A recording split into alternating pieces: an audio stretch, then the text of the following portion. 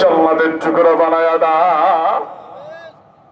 আয় আল্লাহ, জীবনের শুরু থেকে নিয়ে আজ পর্যন্ত যত গুনাহ করেছি, রাতের আধারে দিনের আলোতে,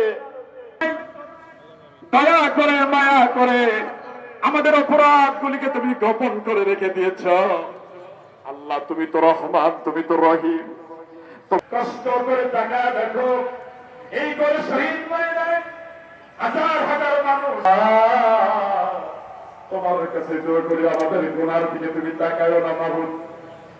আমাদের তাকিয়ে আমাদের সকলের জিন্দেগির গুনাহগুলিকে তুমি মাফ করে দাও।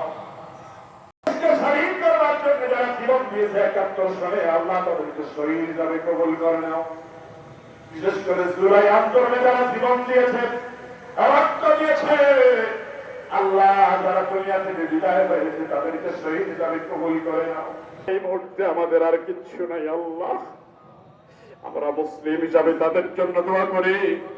আল্লাহ, বদরের মুসলমানদেরকে তুমি যেমন হেফাজত করেছো, আল্লাহ আমার ফিলিস্তিনের মুসলমানদেরকে তুমি সেভাবে হেফাজত করো। করে দাও।